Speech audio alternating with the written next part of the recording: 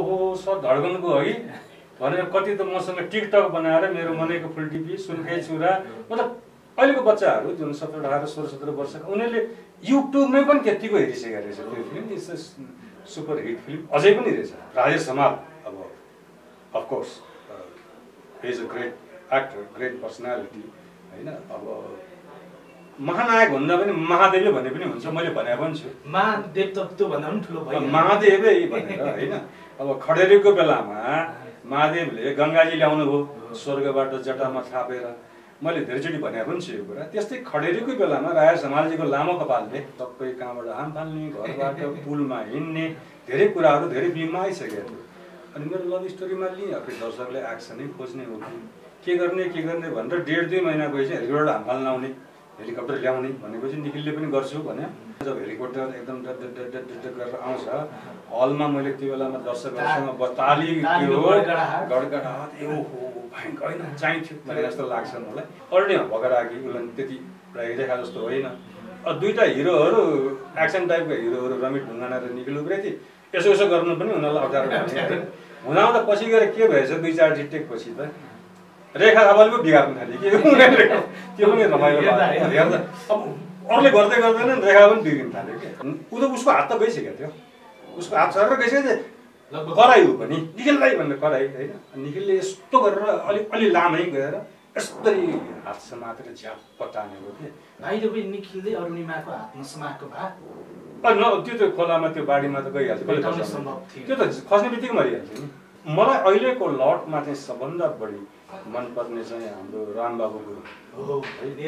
निर्देशक उसको कबड्डी सिरिजको कथा छोटोमा भन्नुपर्दाखेरि मामाकी छोरीलाई कसरी फकाउने होइन त मामाकी छोरीलाई कसरी फकाउनेमै उसले 3टा फिल्म बनाइदियो भनेपछि कथा त एउटै छ उसको प्रस्तुतिकरण कति राम्रो होला कि 3टै फिल्मलाई दर्शकले मन परायो नमस्ते यहाँहरू सम्पूर्णलाई स्वागत र आज हामीसँग को हुनुहुन्छ भन्ने कुरा यहाँले हाइलाइट्स हेरेर थाहा पाइसक्नु भएको छ विगत 30 वर्षदेखि नेपाली चलचित्र क्षेत्रमा एउटा अब्बल खम्बाको रूपमा प्रस्तुत गर्दै आउनु भएको छ आज हामीसँग नरेश पौडेल हुनुहुन्छ दाइसँग नेपाली चलचित्र क्षेत्रको बारेमा र अहिले वर्तमान र पहिला के कस्तो थियो उहाँको अविस्मरणीय क्षणहरूको बारेमा पनि आज हामी कुराकानी गर्नेछौँ रमाइलो कुराकानी गर्नेछौँ अन्तिमसम्म हेर्नुहोला म अहिले भने दाइलाई स्वागत दिन चाहन्छु दाइ स्वागत छ धन्यवाद टिका भाइ आरामै हुनुहुन्छ एकदम आराम छु र तपाईँको यो कार्यक्रममा आउन पाउँदा मलाई खुसी लागेको छ करिबन 30 वर्ष भयो नेपाली चलचित्र क्षेत्रमा भयो 30 वर्ष म 2049 सालमा मैले Pacific pictures company private limited भनेर खोलेँ जसबाट मैले 2टा चलचित्र बनाएँ अपराध र धर्म 2टा चाहिँ जुन अपराध चाहिँ 50 सालमा रिलिज भयो धर्म 51 सालमा त्यसपछि मैले अरू कम्पनी खोलेँ तर सबभन्दा पहिलो कम्पनी चाहिँ मेरो त्यही थियो 49 साल दाइको यो चलचित्र क्षेत्रमा हेर्ने भने लगभग धेरै नै योगदान छ कि चलचित्र क्षेत्रको लगभग चलचित्रको घरभित्रको एउटा खम्बा जस्तो लाग्छ मलाई चाहिँ अब त्यो मैले त आफ्नो काम गरेको होइन अब मलाई यसमा मतलब चलचित्र क्षेत्रप्रति आकर्षित भएँ अब पहिलो चलचित्र मेरो अपराध नै पनि एकदमै धेरै हिट भयो होइन त्यो हिसाबले चाहिँ अब यो राम्रै काम रहेछ होइन यो त अब पैसा पनि आउनु रहेछ यस्तो अन्तर्वार्ता पनि त्यो बेलामा हाम्रो नेपाल टेलिभिजन मात्रै थियो अनि त्यहाँ छाया छवि गीताञ्जली के भन्ने कार्यक्रमहरू आउँथ्यो अनि त्यसमा अन्तर्वार्ता पनि दिन पाइने अनि पत्रिकामा पनि नाम निस्कन्थ्यो फलानुको फिल्म अनि ठुल्ठुला कलाकारहरू हिरो हिरोइनसँग फोटो पनि खिचाउन पाइने ओ यो त राम्रो काम रहेछ पैसा पनि आयो पहिलो चलचित्रमा त्यसपछि चाहिँ म चाहिँ चलचित्र क्षेत्रमै त्यसपछि लगातार अनवरत रूपमै म छु अहिले पनि चलचित्र क्षेत्रमै हुनुहुन्छ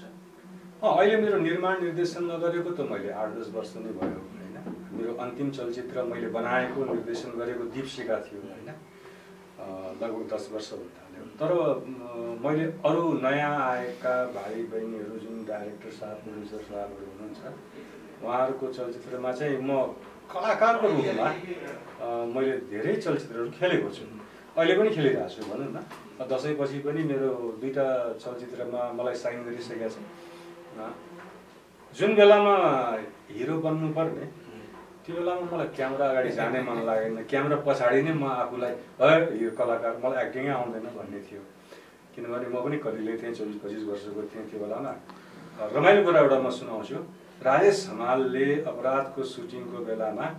एक दिन मसँग चिया कफी केही खाँदै थियौँ हामी। अनि नरेश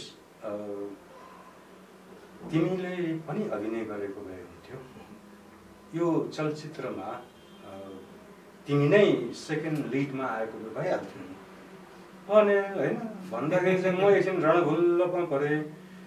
यसले मलाई चाहिँ एक्टिङ गर्न आउँदैन भनेर जिस्काएको। मैले त्यसलाई पोजिटिभली लिइनँ होइन, मलाई एक्टिङ गर्न आउँदैन त्यस कारण मेरो खिसी उडायो भन्ने किसिमको मलाई मन परेन त्यो कुरा होइन। उनले बिचरा राम्रै कुरा गरेको थियो होला होइन, उहाँले तपाईँलाई चिनिसक्नु होइन चिने मतलब साथी नै हो सिनेमामा।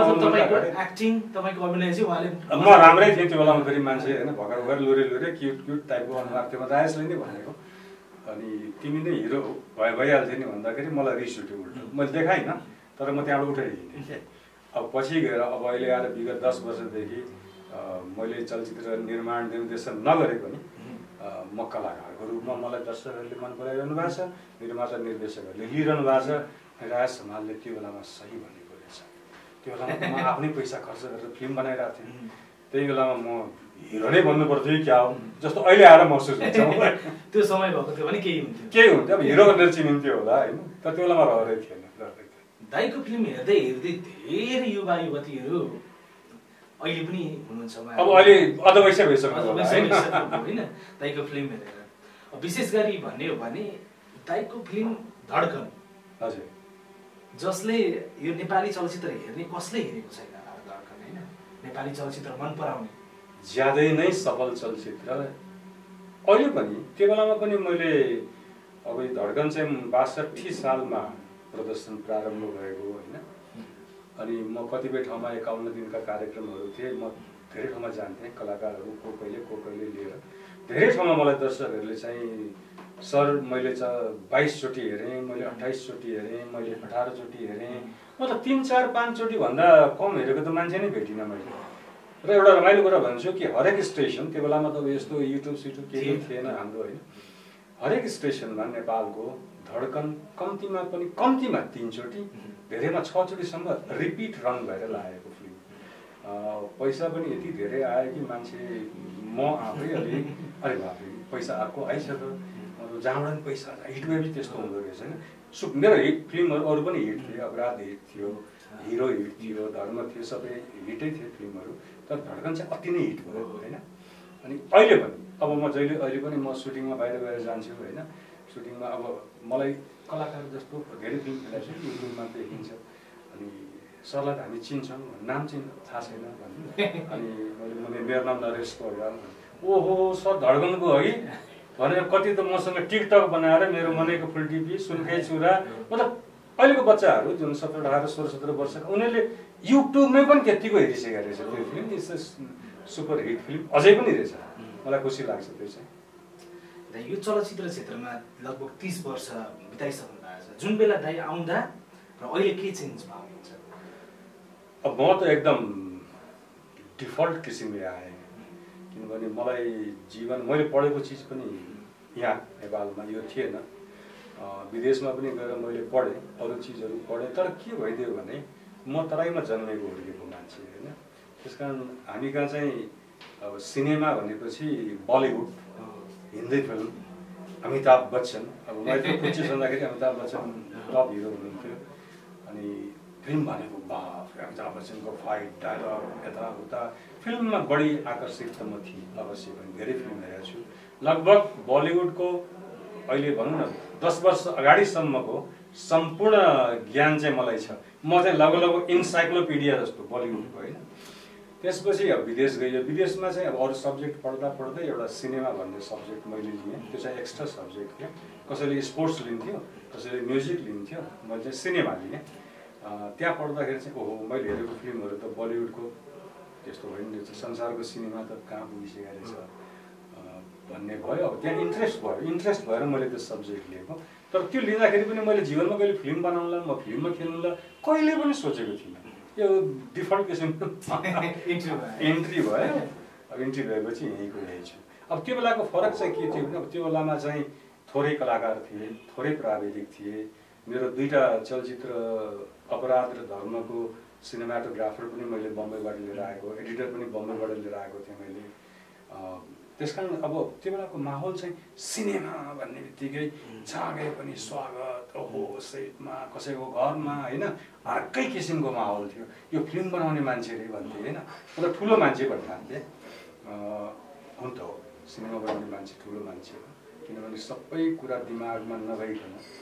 सिनेमा, राम्रो सिनेमा बनाउने मान्छे त झन् ठुलो मान्छे हो, बुद्धिमान मान्छे हो। तर दर्शकले त्यतिकै माया गर्ने कि कलाकारलाई त सधैँ छ। अब हामीहरू पनि उहाँ दाइको फिल्म यो, दाइ प्रड्युसर डाइरेक्टर भनेपछि ओहो सर भनेर त्यो बेलादेखि आफू चाहिँ खुसी टाइपको थिएँ म। अनि मलाई त्यो सर भन्ने कि अप्ठ्यारो लाग्थ्यो। अनि तर त्यस्तो माया चाहिँ अचाकली नेपाली दर्शकहरूले नेपाली चलचित्रलाई चाहिँ ज्यादै माया गरेको मैले देखिरहेको छु, अझै पनि गर्दै हुनुहुन्छ। बडा खुसी। पहिला जुन समयमा दाइहरूले फिल्म बनाएर ल्याउनुहुन्थ्यो त्यो समयमा लगभग वर्षमा 2-3वटा मात्रै फिल्महरू बन्थे होइन? धेरै चाहिँ जुन साल 2049-50 सालतिर मेरो यो फिल्म अपराध आउँदाखेरि चाहिँ त्यो साल त्यो बेलासम्मको नेपालमा सबभन्दा बढी सिनेमा बनेको साल थियो। त्यो बेलामा सायद मेरो विचारमा 40-45वटा फिल्म बनाएको थियो। त्यो पहिलो थियो किनभने त्यही बेलामा नेपाली फिल्म चाहिँ व्यावसायिकरण भयो। कमर्सियल आस्पेक्टबाट मान्छे ओहो यसमा लगानी गऱ्यो भने फाइदा हुँदो रहेछ भनेर अनि व्यापारीहरू अब हामी जस्ता मान्छेहरू जुन अलिअलि पैसा थियो सिनेमामा पनि लगाउन भन्यो। त्योभन्दा अगाडि सरकारले बनाउँथ्यो, एउटा 2टा भाटाफुटाले सोखले बनाउँथ्यो। 2-3 वर्षमा एउटा राजेश हमालको आगमनसँगै नेपाली चलचित्रको व्यावसायिकरण भएको हो र फिल्म बन्न थाल्यो। 50औं फिल्म बन्न थालेको छ। अब जस्तै दाइ अहिले महानायक राजेश हमालको कुरा निस्किहाल्यो, अहिले बहस पनि हुँदैछ है नेपाली चलचित्र क्षेत्रमा। केहीले राजेश हमाललाई महानायक भन्नुहुन्छ, केहीले होइन अरू पनि हुनुहुन्छ भन्ने खालका प्रतिक्रियाहरू पनि आइरहेको छ। तपाईँ यो क्षेत्रमा 30 वर्ष काम गरिसक्नु भएको छ र राजेश हमालसँग धेरै चलचित्रमा काम गर्नुभएको छ। 4वटा काम गरिसक्नु भएको छ। तपाईँलाई चाहिँ के लाग्छ यो क्षेत्रको एउटा दरिलो खम्बा भएको कारणले यहाँनिर महानायकको उपाधि कसलाई दिनुपर्छ जस्तो लाग्छ? होइन, म चाहिँ यो उपाधिकै चाहिँ म विरोधी हुँ। जनताको माया हो सबभन्दा ठुलो उपाधि भनेको। तर अब कसले कुन सुरमा कहाँ के भनिदियो, न कुनै त्यो अथेन्टिक व्यक्तिले भन्यो न संस्थाले भन्यो। अब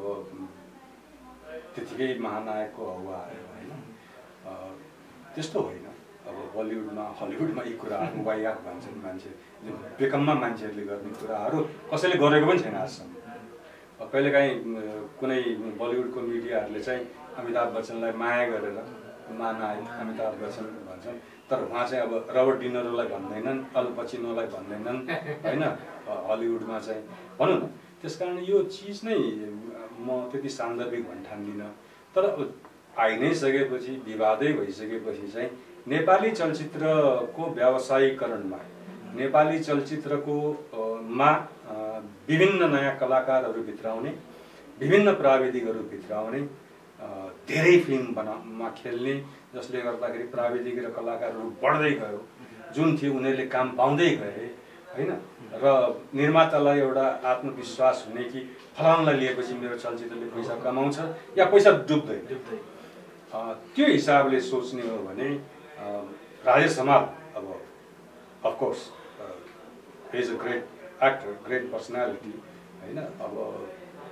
महानायक भन्दा पनि महादेवै भन्ने पनि हुन्छ, मैले भनेको पनि छु। महादेव त त्यो भन्दा पनि ठुलो भयो, महादेवै भनेर होइन। अब खडेरीको बेलामा महादेवले गङ्गाजी ल्याउनु भयो स्वर्गबाट जटामा थापेर, मैले धेरैचोटि भनेको पनि छु यो कुरा। त्यस्तै खडेरीको बेलामा राजेश हमालजीको लामो कपालले खडेरीलाई सुकाउँदै हराभरा नेपाली चलचित्र क्षेत्रलाई पारेको हुनाले भन्नु पर्यो भने राजेश हमाल नै हो। राजेश हमाललाई मानि एकदम म पनि त्यही भन्न चाहन्छु। तर यो उपाधि दिने लिने यो कुराहरू चाहिँ यो चाहिँ मलाई त्यति ठिक लाग्दैन। दाइको फिल्महरू हेर्ने हो भने अलिकति एक्सन मुभीहरू पनि छ है? छ, सुरुमा मैले एक्सन पनि बनाएँ अनि छ त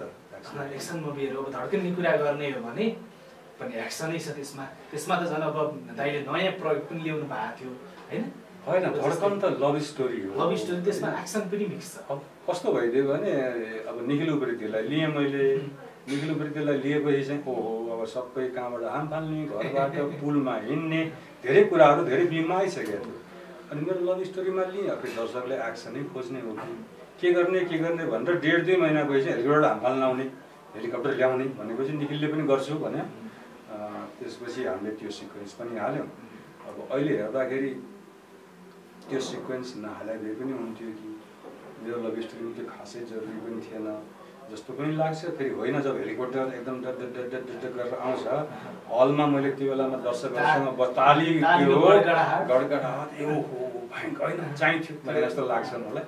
अब यही हो अब निखिल बाबु चाहिँ एउटा कुरा मैले भन्नै पर्छ कि त्यो मान्छे जतिको आँटिलो एक्टर नेपाली फिल्म इन्डस्ट्रीमा छैन कुनै पनि कुरा कहिले पनि उसले नाइ भनेन साँच्चै कि दर्बिलो मुटु एकदमै मुटु नै नभए भन्छ नि हजुर होइन यो मान्छे त मुटु नै रहन्छ मैले त्यो समयमा सुन्दा निखिल चाहिँ बाँदर भन्थ्यो कि बाँदरको मुटु पछाडि हुन्छ अरे अनि जहाँ पनि ऊ हात हाल्न डराउँदैन भन्थ्यो कि होइन अब त्यो त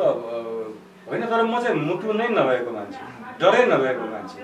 होइन जे गर्न पनि होइन रमाइलो कुरा एउटा अर्को सम्झ्यो जस्तो बिहान हामी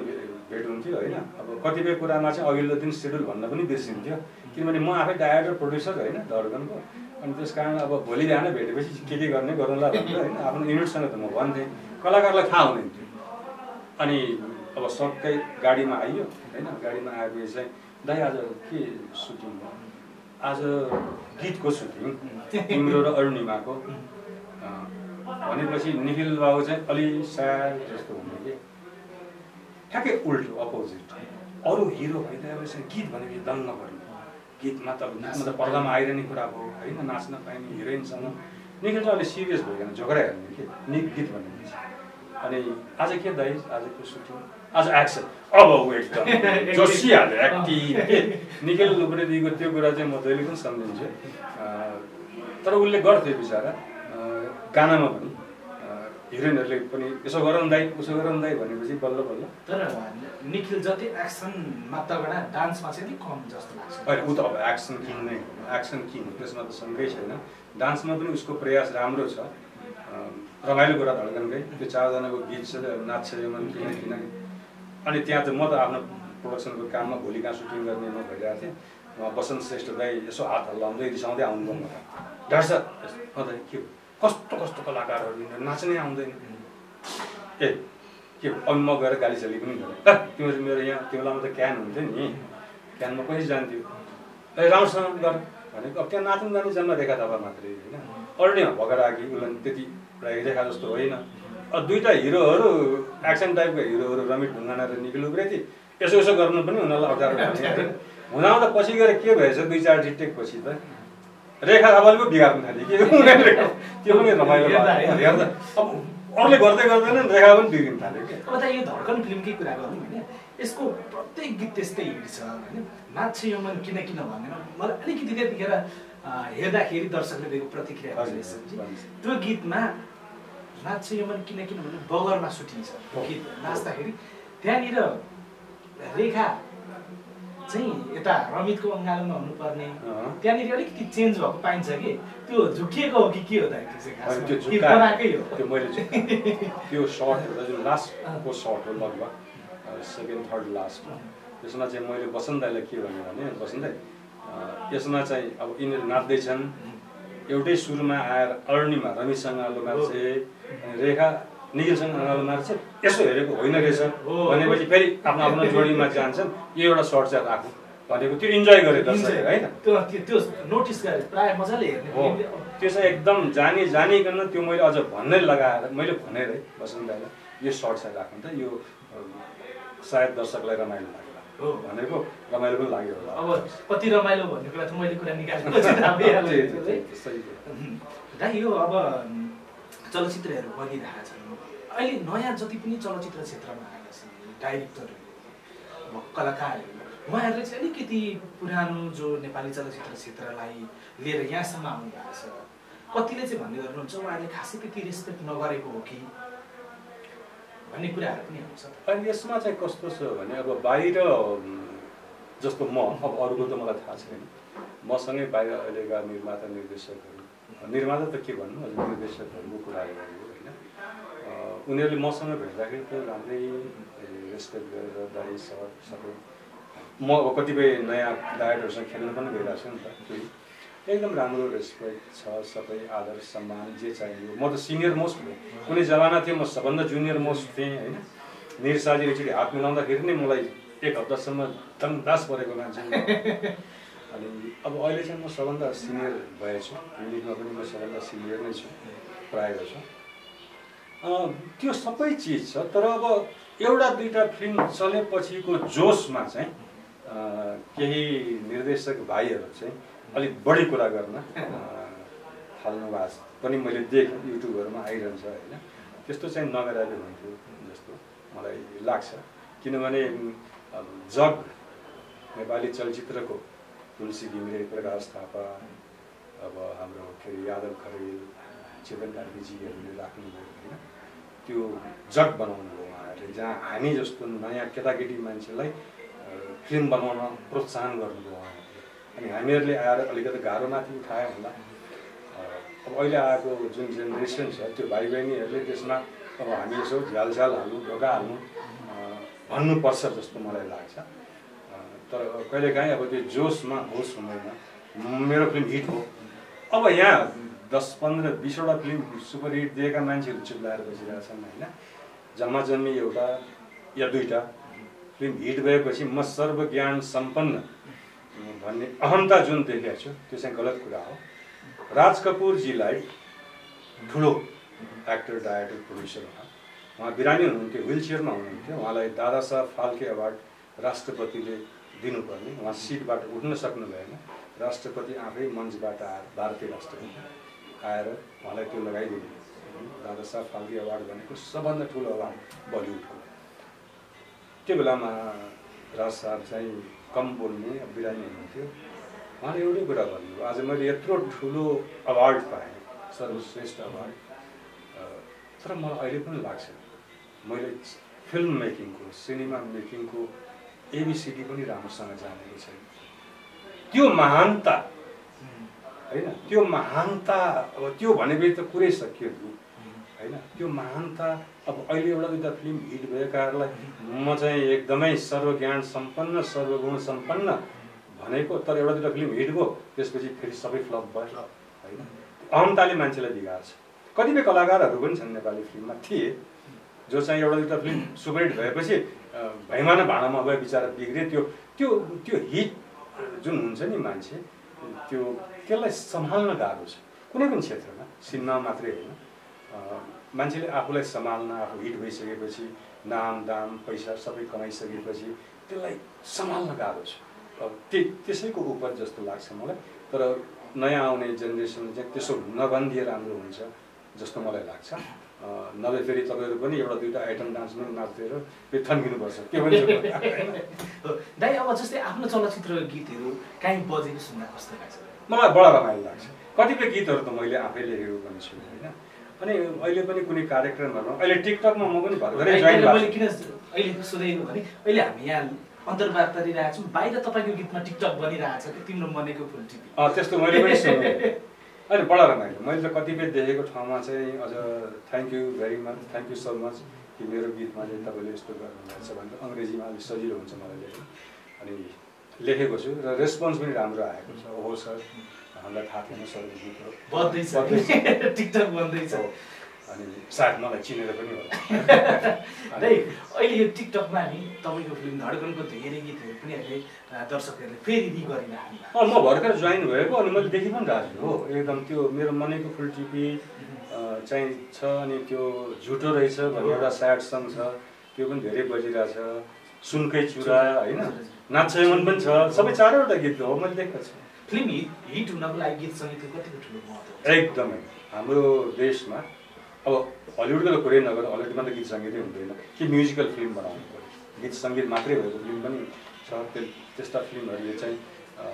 अस्कार अवार्डहरू पनि जितेका छन् होइन। त्यो चाहिँ उनले म्युजिकल फिल्म भन्छ। अब हाम्रो जस्तो फिल्ममा गीत भएन भने त निरस भइहाल्छ होइन।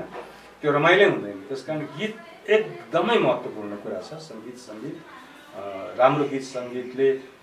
सुरुको व्यापार पहिलो दोस्रो तेस्रो दिनको व्यापारमा एकदमै ठुलो सघाउ पुर्याउँछ। त्यसभित्र फेरि चलचित्रको कथा त्यो होइन, कथा राम्रो छैन भने गीत हिट भएर मान्छे हेर्न आउँछ बकवास फिल्म भने गरे होइन, या एक्सन ट्रेलरमा देखे भयङ्कर आयो अरे कथा छ केही पनि छैन, एक्सन मात्रै छ, त्यो पनि बकवास, त्यस पनि चल्दैन। अब जस्तै दाइले यो फिल्डमा 30 वर्ष बिताइसक्नु भएको छ, हाम्रो दर्शकहरूको लागि कुनै त्यस्तो अविस्मरणीय क्षण छ जुन सम्झना लाग्यो? अब अहिले ठ्याक्कै धड्कनकै कुराहरू धेरै भइरहेको धड्कनकै कुरा मैले सम्झेँ। यो तपाईँलाई म पहिलोचोटि भन्दैछु टिका भाइ, धड्कनमा 2टा घटना भएको थियो सुटिङको बेलामा, जुन चाहिँ त्यो जसमाथि घट्यो यो घटना उसलाई पनि थाहा छैन सायद। एउटा हामी त्यो नाच्चे मन किनको सुटिङ गर्दै थियौँ, पुरा युनिट मेरो गैँडा के अरे उता हाम्रो चिकन जाँदैछौँ अनि मुगलिन पुग्नुभन्दा ओर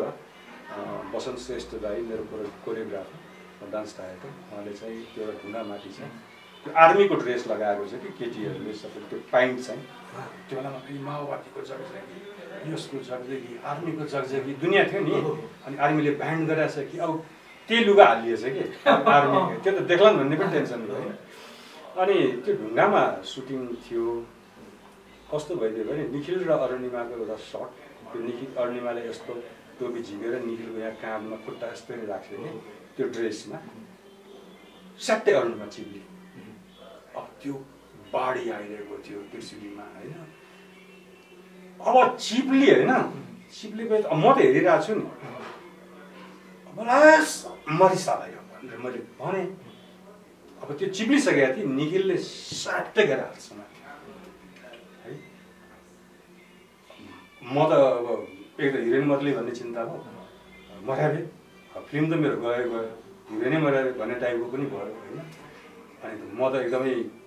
कस्तो सक भयो कि म एकदमै सकियो अब एकदमै मलाई उसले बरु फिस लिन्न भन्ने त्यो त अचम्म लाग्ने कुरा चाहिँ उसले के हो त भनेर म रिसाएँ होइन यसो चिप्लो निखिलले समाति भइहाल्यो। म हेरिरहेको छु त्यो फ्रेमै मैले उनीहरूले नर्मल लियो, पछि निखिलले मलाई हेर्दा भइहाल्यो गाली नहोस्, निखिल उप्रेती छुन्जेलसम्म कहाँ दुर्घटना हुन्छ र भनेर मलाई ढाडस दिएको एउटा घटना मलाई याद छ। पछि निखिल उप्रेतीले जसरी फिल्महरुमा बसाउनुहुन्छ उहाँ रियल लाइफमा त्यतिकै फास्ट रिफ्लेक्स एक्सन भन्छ अङ्ग्रेजीमा होइन, त्यो बायोलोजिकल टर्ममा त्यो रिफ्लेक्स चाहिँ एकदमै राम्रो रहेछ निखिलको। उसको हात त गइसकेको थियो, उसको हात सर गइसकेको थियो, करायो पनि निखिललाई भनेर करायो होइन। निखिलले यस्तो गरेर अलि लामै गएर यस्तै हात समातेर झ्याप्प तानेको थिएँ। अब म त जम्मै हेरिरहेको छु, पछि मलाई राजु थापा हाम्रो क्यामेराम्यानले पनि ओहो निखिलले बचाएको यो केटी त जान्थ्यो भनेपछि झन् मलाई डर लाग्यो। त्यो सिन चाहिँ क्यामेरामा कैद भयो? त्यो रिहर्सलमा थियो, तर त्यही सर्ट फेरि हामीले लियौँ होइन, अलिकति माथि सारेर। बाहिर निखिलले अरुणिमाको हातमा समाएको भए त्यो त खोलामा त्यो बाढीमा त गइहाल्छ, त्यो त खस्ने बित्तिकै मरिहाल्छ नि। त्यो एउटा कुरा। अर्को कुरा रमाइलो कुरा के थियो भने हेलिकप्टर आयो, हेलिकप्टर होइन। अब हेर्नुहोस् है, अब कस्तो कस्तो हुन्छ कि अब यो कुरा चाहिँ जसलाई घट्यो उसलाई थाहा छैन। म आज पहिलोचोटि तपाईँको यस कार्यक्रममा भन्दैछु, हाम्रो चोलारमा सुटिङ थियो, हेलिकप्टर आइसकेपछि हामीले सुटिङ सकायौँ। अझ क्याप्टन साहब हाम्रो एयर डाइनास्टीको हेलिकप्टर थियो, क्याप्टन शेर्पा हुनुहुन्थ्यो, फादर चाहिँ उहाँहरूको फादर सन दुवै पाइलट हुनुहुन्छ, फादर चाहिँ हुनुहुन्थ्यो। अनि मलाई ड्राइभर साहब सक्यो सबै, उहाँ बडा जेनरस मान्छे, 1 घन्टाको लागि ल्याएको थियो, पैसा पनि धेरै हुने थियो, 1 घन्टाकै लाख है 1.25 लाख कति थियो त्यो हेलिकप्टर। तर क्याप्टन शेर्पाले गरेर चाहिँ मलाई लगभग 3 घन्टा उहाँले काममा प्रयोग गरिदिनु भयो। अनि त्यही लास्टमा जाँदाखेरि पनि ड्राइभर साहब सक्यो त सबै भन्नुभयो, सक्यो सर भन्नु भने। त्यसपछि उहाँले चाहिँ अरुणिमालाई चिन्नु हुँदो रहेछ, किनभने अरुणिमाको त्यो सिरियलहरू आइरहेको थियो कि त्यो बेलामा वंश गहना के भन्ने। अनि अरुणिमाले पहिले उहाँ एकचोटि लोकेसन हेर्न आउँदाखेरि नै मलाई हेलिकप्टर चढाएको छैन, क्याप्टन साहब मलाई चढाइदिनु भनेर भनेर रहेछ, मलाई थाहा पनि थियो। अनि पछि चाहिँ अरुणिमाजी चढ्ने होइन त म तपाईँलाई ग्राउन्ड घुमाइदिन्छु भन्नुभयो उहाँले। अनि ऊ त हुन्छ भनेर सुटिङ सकिएछ हुन्छ भनेर ऊ गए ऊ सँगसँगै रेखाहरू सँगै थिए दुवैजना गए रमित पनि गएका निखिल चाहिँ गए निखिल त भाम्बेल चाहिँ किन हिँडेर चल्छ अब के भयो भने त्यो हेलिकप्टर मैले हेर्दैछु म अरू पनि काम गर्दै थिएँ मिलाउँदै मान्छेको हुल त्यहाँ 10,000 मान्छे होइन सबै अनि हेलिकप्टर ल्यान्ड भयो एक राउन्ड घुमाएर मैले ल्यान्ड गरिदिनु भयो ल्यान्ड गरेपछि मैले ठ्याक्क हेर्दाखेरि अर्णिमा निस्क्यो रमित निस्क्यो अनि रेखा निस्क्यो अब त्यो हेलिकप्टरको हावा पङ्खाको हावाले याद गर्नु क्लाइमेक्समा रेखा दुलैको भेष होइन रातो अनि त्यो घुम्टो पनि दुलैको छ अब त्यो हावाले त्यो घुम्टो त ओड्नु पर्ने घुम्टो त फरर माथि पो छ के पङ्खातिर छ है त्यत्रो आवाज मान्छे हेलिकप्टर होइन ए रेखा के तेरो घुम्टो तल्सा उसलाई थाहै छ उसले सुनिन्न मलाई अब मलाई चाहिँ त्यो होइन अब मैले देखिरहेको छु त्यो आइरहेको छ यतातिर अब त्यो त हेलिकप्टरको त्यो ब्लेडले पङ्खाले छ्यास छोयो भने त टाउको साउको त कता कता जान्छ नि होइन लपेट दियो भने र भगवान्को एकदमै ठुलो दया रहेछ आशीर्वाद रहेछ कि त्यस्तो केही पनि भएन मनिर आएपछि उल्टो मसँग रिसाउँछ पो रहेको किन कराएर आएको अब मैले चाहिँ मलाई के हो होइन भइहाल्यो मैले आजसम्म यो कुरा रेखालाई पनि थाहा छैन मैले भन्नै चाहिन्थ्यो भनेपछि चलचित्र किन हिट भयो भन्ने कुरामा चाहिँ यतिका धेरै स्ट्रगलहरू गरेर बनाउनु भएको रहेछ त्यसको पज पनि हुनसक्छ है तर स्ट्रगल सबैले गर्छन् होला तर मेरोमा चाहिँ यस्तो घटना पर्यो होइन त्यही घटना अब दुर्घटना भइदियो अब दुइटै हिरोइन मेरो चटुने टाइपको त्यस्तो भएन त्यो हिसाबले अब सबै चिज राम्रो भएर पिक्चर पनि त्यत्रो चल्यो हिट हो दर्शकहरूले मन पराइदिनु धन्यवाद यहाँसँग दाइले चलचित्रहरू अहिलेसम्म कतिवटा बनाउनु खाउनु मैले 9वटाबाट 10औं चलचित्र कस्तो खालको बनाउने सोचमा अलिक अपडेटेड भर्सनमा आउँछु म अपडेटेड भन्दाखेरि म त्यो मेरो चलचित्रमा गीत राम्रो हुन्छ मेरो चलचित्रमा नायक नायिकाहरू राम्रा नै हुन्छन् त्यो म खोज्छु ल्याउँछु नयाँ होइन किनभने मैले चलचित्रमा नायक नायिका मैले बनाउन छोडेपछि जुन लट आएको छ त्यो अलिक अर्कै खालको चलचित्रहरूबाट आइरहेको छ मेरो चलचित्र पूर्ण व्यावसायिक हुन्छ फुल्ली कमर्सियल मैले 2-2.5 घन्टा दर्शकहरूलाई पूर्ण मनोरञ्जन दिन्छु कथावस्तु र प्रस्तुतिकरण चाहिँ अलिक भिन्न हुन्छ अहिलेको नयाँ युग सुहाउँदो अब जस्तै दाइ पहिला अलिक एक्सन चल्थ्यो एक्सन फिल्महरू लभ स्टोरी फिल्महरू चल्थ्यो अहिले जति पनि बनिँदैछ नि फिल्म त्यसमा चाहिँ एक्सन कम पाइन्छ कि होइन त्यो त कस्तो यो साइकल हो एउटा चक्र हो कि कहिले एक्सन चल्छ कहिले कमेडी चल्छ कहिले सामाजिक चल्छ कहिले अब यस्तै चल्दै जान्छ तर प्रेम कथा लभ स्टोरी चाहिँ सधैँ चल्छ संसारको जति पनि ठुल्ठुला हिट चलचित्रहरू छन् तिनीहरू सबै लभ स्टोरी नै हो जबसम्म संसारमा माया भन्ने चिज रहन्छ तबसम्म संसार पनि रहन्छ र लभ स्टोरी फिल्महरू पनि एकदम कुरै छैन संसारका तपाईँले अहिले पनि हेर्नुहोस् गुगलमा गएर जति पनि hit super hit Hollywood Bollywood जहाँसुकै होस् नेपालकै पनि हेर्नुहोस् सबभन्दा भनौँ न 70-80% लभ स्टोरी नै हो चल्ने अब कथा कस्तो हुन्छ प्रस्तुतिकरण कस्तो हुन्छ गीत सङ्गीत कस्तो हुन्छ त्यसमा त भर परिहाल्छ अब जस्तै दाइले राज समाजसँग पनि काम गर्नु भएको छ निखिलसँग पनि काम गर्नु भएको छ सबै पुराना कलाकारहरूसँग पनि काम गरिरहेको छु प्राय काम गर्छु सरोज खनाल सबैभन्दा धेरै कम्फर्टेबल चाहिँ कोसँग काम गर्नुहुन्छ होइन मलाई चाहिँ निखिल उप्रेतीसँग हो यसमा त शङ्कै भएन मलाई सबभन्दा सजिलो 2टा फिल्म मैले लगातार काम गरेँ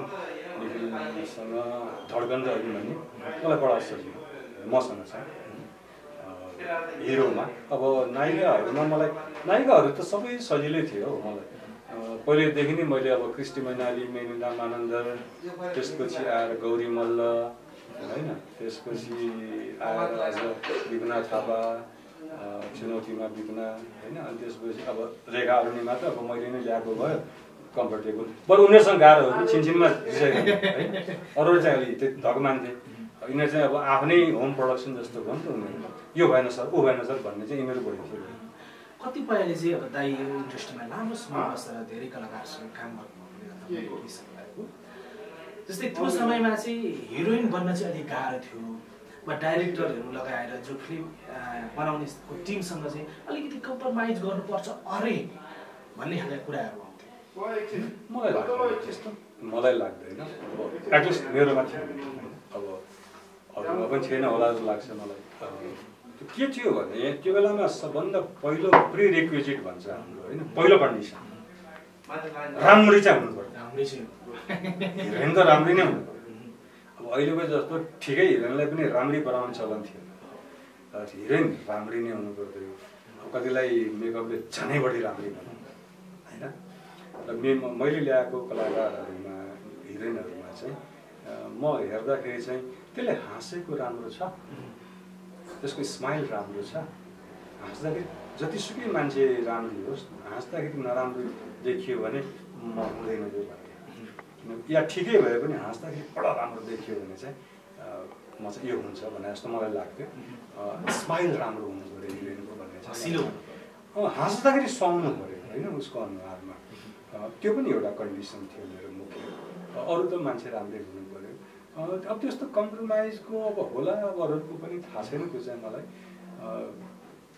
तर त्यसको लागि चाहिँ मान्छेले लाखौँ लाख रुपियाँ त खर्च गर्दैन है म त्यसमा विश्वास गर्दिनँ किनभने त्यस्तो कुनै केटीको लागि अब लाखौँ रुपियाँ लाग्छ होइन कसले त्यस्तो मूर्ख होला नि त मान्छे थाहा छैन ओके दाइहरूको समय जतिखेर आउनुभयो त्यो समय दाइहरूको फोटो बिक्ने चलन पनि थियो कि हाम्रो भन्दा पनि नामले चाहिँ फलानाको फिल्म भनेर चाहिँ मैले जोड्न खोजेको छु दाइ जस्तै दाइसँग अघि अलिकति हाम्रो कुरा पनि भएको थियो दाइहरूसँग फोटो खिचेर अरूलाई देखाउने अहिले पनि छ कि हाम्रो दर्शकहरू तर दाइहरूकोमा जति चाहिँ एडभान्स चाहिँ थिएन होला त्यो बेलामा कस्तो थियो भने दर्शकहरूको एक्सेसिबिलिटी जुन रिच हुन्थ्यो आर्टिस्टसँग या प्रोड्युसर डिरेक्टरसँग त्यो चाहिँ ज्यादै कम थियो न्यून थियो अब अहिले त हाम्रो सोसियल मिडियाहरूले गर्दाखेरि मैले एउटा स्ट्याटस लेखेँ कता कता कमेन्ट आउँछ म कहिलेकाहीँ अरूसँग कुरा पनि गर्छु होइन त्यो बेलामा त्यो सम्भव थियो भन्दाखेरि हामी कहीँ सुटिङमा जाँदाखेरि चाहिँ अब कलाकार त सबैले चिनिहाल्ने भयो अनि कसैले भन्थ्यो ऊ एउटा एक्टर यही हो नरेश पौडेल भन्दाखेरि चाहिँ सरसँग पनि एउटा फोटो खिच्नु न भन्ने क्यामेरा लिएर आउनु पर्थ्यो नि त्यो बेलामा पुरा तयारीका रिलवाला होइन ए ल मलाई पनि चिन्न थालेको जस्तो लाग्थ्यो मलाई अब त्यो सायद अब अहिले त्यसको महत्त्व चाहिँ ज्यादै कम भएर गयो होला सबैजनासँग सेल्फी लिन्छन् मोबाइल छ क्यामेरा छ त्यो बेलामा चाहिँ थियो त्यो रमाइलो पक्ष थियो अनि त्यो फोटोहरूले कतिपयको धेरै राम्रा कुराहरू मैले फलाउनलाई चिन्छु फलाउनसँग फोटो खिचेर अहिले त कम धेरै कम ओके दाइ अब अन्तिममा छौँ दाइको आगामी योजना के छ अब आगामी योजना चाहिँ अब मैले अहिले त्यो ठ्याक्कै कोभिडभन्दा अगाडि चाहिँ अब फिल्म बनाउने भनेर मैले सोचिरहेको थिएँ होइन सोचेकै कामै भइरहेको थियो कथा पटकथामा तिनवटा छ मेरो अहिले फिल्म इन पाइपलाइन होइन अब त्यसमा चाहिँ अब चाहिँ अफकोर्स यसपालिको फागुनदेखि चाहिँ म सुरु गर्छु भन्ने लागेको छ मलाई फेरि यो कोभिड चाहिँ फेरि अब तेस्रो लहर चाहिँ नआओस् भन्ने कामना सबैको जस्तो मेरो पनि त्यही छ काम त गर्नु पऱ्यो हाम्रो त फेरि कस्तो क्षेत्र पऱ्यो भने कोभिडले सबभन्दा बढी आक्रान्त नै हामी हल खुले पनि मान्छे गएको छैन दर्शकहरू अब त्यो तानै ल्याउने कुरा भएन हाम्रो दुःख पनि शुद्ध सुख पनि शुद्ध होइन दर्शकको खल्तीबाट पैसा निकालेर टिकट किनिदिएपछि त्यो कुनै कालो धन होइन दर्शकले माया गरेर दिएको तर ल्याउनु पनि दुःख दर्शकलाई होइन तान्नै गाह्रो त्यो पनि छ अब हेरौँ अब दसैँ तिहारपछि अलिक साम्य होला फागुनदेखि म पनि फोटोमा जान्छु जस्तो मलाई लागेको छ फेरि आउँछु म 8-10 वर्ष भयो तपाईँहरूसँग निर्माता निर्देशकको हैसियतले चलचित्र नलिएर आएको तपाईँहरूको अगाडि अब म आउँछु त्यही हो जस्तै दाइ अहिले नयाँ कलाकारहरू पनि आइरहनु भएको छ हिरो हिरोइन सबैजना हुन्छ हिरोइनलाई चाहिँ दाइले लिनु पर्यो भने अहिलेको नयाँ हिरोइनलाई लिनु पर्यो भने चाहिँ कसलाई चुन्नु फिल्मको लागि होइन त्यसमा छ मैले हेरेको अब यसैलाई भन्दा पनि राम्रो छ अहिलेको कलाकारहरू मैले उहाँहरूको फिल्महरू हेरेको छु तर कस्तो एउटा कम्फर्ट लेभल हुनु मैले उहाँसँग को स्टारको हैसियतले काम गरेको छु मैले उहाँहरू कति मेहनती हुनुहुन्छ कति आफ्नो कामप्रति दत्तचित्त हुनुहुन्छ भन्ने चिजहरू मैले अनुभव गरेको छु मसँग काम गर्नेहरू उहाँहरू पनि हुन सक्नुहुन्छ उहाँहरूमध्ये कोही अनि अथवा नयाँ पनि हुन सक्नुहुन्छ नयाँ पनि म खोज्न सक्छु कलाको हिरो पनि नयाँ हुन सक्नुहुन्छ त्यसमा केही छैन मेरो स्क्रिप्टमा मेरो कथामा को अलि बढी सुहाउँदो जस्तो लाग्छ मलाई उहाँलाई नै लिने हो तर कलाकारहरू त मेहनती हुनुहुन्छ अहिलेका पनि सबै लडका कलाकारहरू मैले सबैलाई देखेको छु एकदमै मेहनती आफ्नो कामप्रति एकदमै दत्तचित्त र एकाग्रता छ उहाँहरूको अन्तिममा दर्शकहरूलाई के भन्नुहुन्छ ल अब मेरो यत्रो कुराकानी टिका भाइसँगको यहाँहरूले धैर्यपूर्वक सुनिदिनु भयो यसको लागि म निर्माता निर्देशक कलाकार नरेश पौड्याल ज्यादै तपाईँहरूप्रति अनुग्रहित छु र फेरि म तपाईँहरूको अगाडि आगामी फागुनदेखि नै भने मैले चलचित्रहरू फेरि नयाँ मेरो नयाँ चलचित्र अलिकति केही फरकपन हुन्छ नभए बनाउनु त मैले तपाईँलाई चित्त बुझ्ने चलचित्र नै बनाउने हो कुनै म त्यहाँ एकदम एक्सपेरिमेन्ट गर्ने होइन मेरो दर्शकलाई के चित्त बुझ्छ के मनपर्छ त्यो मलाई राम्रोसँग थाहा छ अब जस्तो दाइले नयाँ निर्देशक नयाँ निर्मातासँग पनि काम गर्नुभएको छ होइन एज अ कलाकारको रूपमा धेरै कलाकारसँग पनि काम गरिसक्नु भएको छ अहिलेको नयाँ निर्देशक निर्माता र फिल्म चाहिँ कस्तो लाग्छ होइन सिनेमामा चाहिँ कथा त त्यो प्रेम कथा भन्नु संसारभरि एउटै हो प्रेम कथा एउटा केटाले केटीलाई मन पराउँछ अथवा केटीले केटालाई मन पराउँछ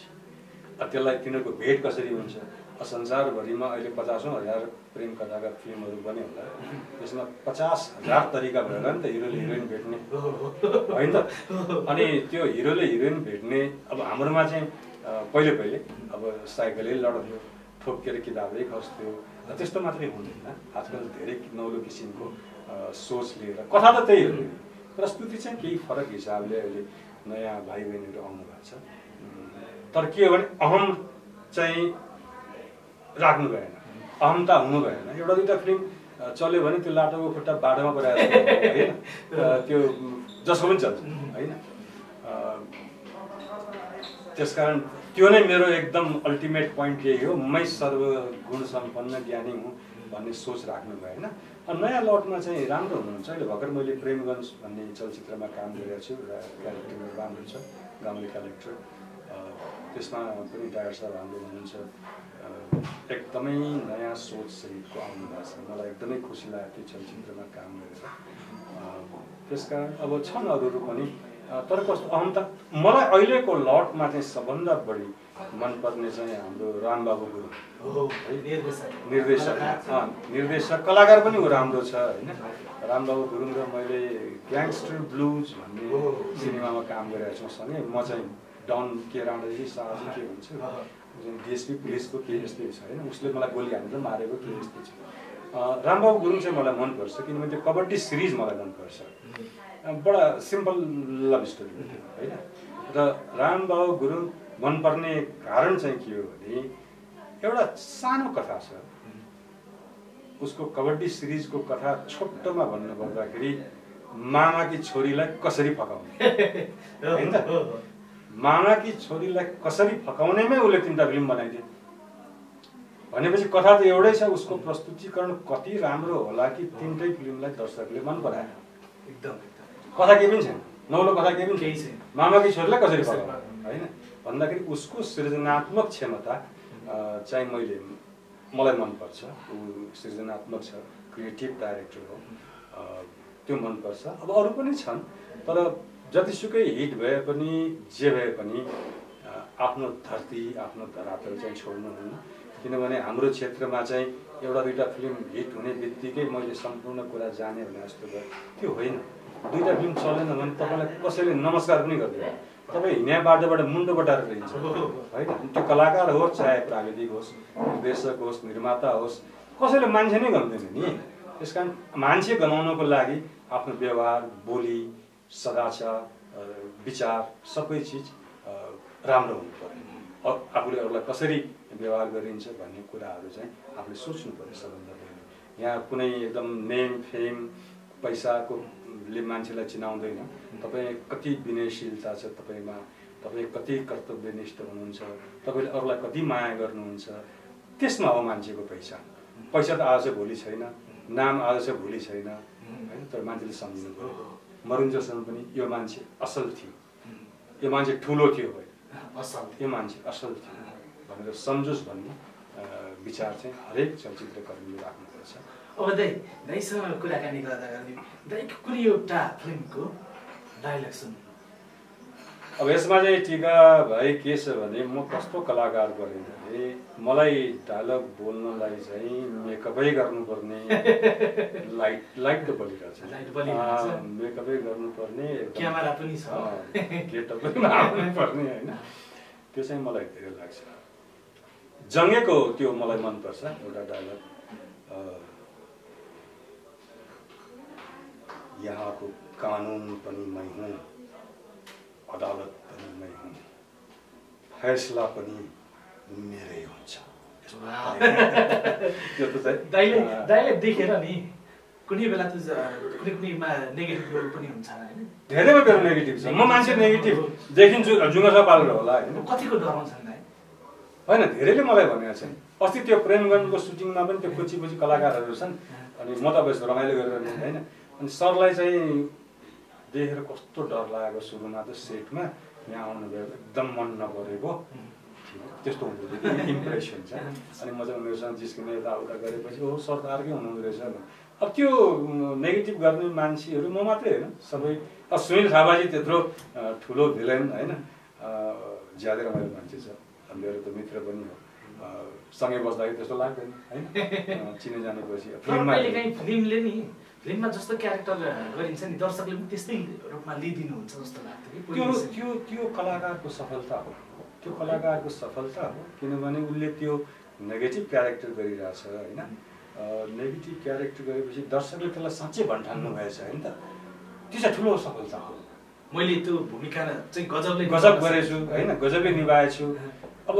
कुनैले नेगेटिभ क्यारेक्टर गरिरहेछ, दर्शकहरू हाँस्नु भने त बेमोज भन्नु पर्छ, त्यो त सफल भएन।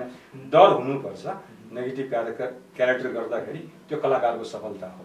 ओके दाइ, अन्तिममा छ के भन्नुहुन्छ दर्शकहरूको लागि? अब यतिका वर्षसम्म